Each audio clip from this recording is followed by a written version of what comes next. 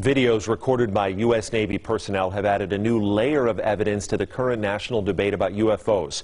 For the first time, radar images recorded inside a Navy ship have confirmed the presence of several unknown objects that swarmed around the ship for hours. I-Team reporter George Knapp here with a story that broke today on Mystery Wire. Thanks, Brian. Over the past 3 years or so, the public has been able to see several astounding images of what certainly qualify as UFOs during encounters with the U.S. Navy. There's no question that the Pentagon has censored data to go along with the photos and videos, but none of that information has been leaked or otherwise released. That is, until today. Omaha, for 2 long hours on the night of July 15, 2019, the crew of the USS Omaha detected on multiple sensor systems unknown objects that surrounded the ship as it moved through ocean waters west of San Diego. One of the objects, a self-illuminated sphere at least 6 feet in diameter, flew alongside the Omaha for an extended period and was observed through a thermal sensor in the ship's combat center. Filmmaker Jeremy Corbell released the Navy video weeks ago and says similar events were reported by 8 other Navy ships in the same area over 3 days.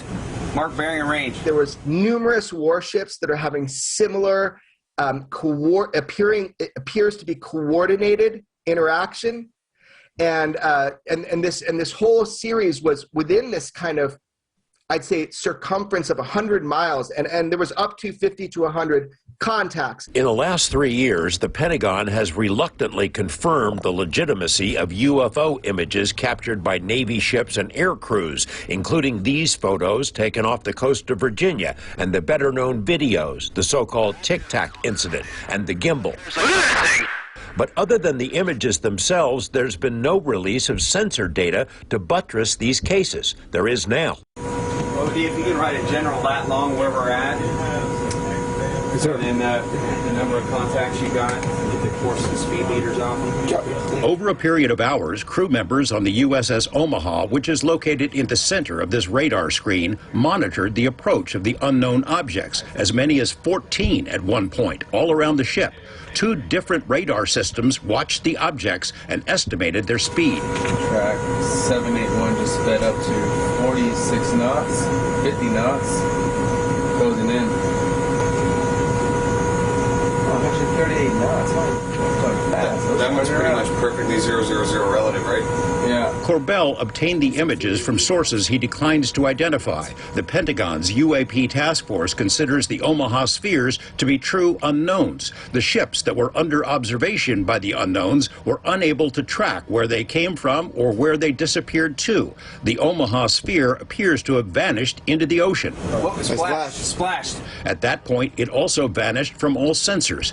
In one video snippet, 9 of the objects were seen around the Omaha, but 2 of them dropped off, somehow invisible to 2 radar systems. And it supports the hypothesis that these are not just a balloon dropping into the water, or it's not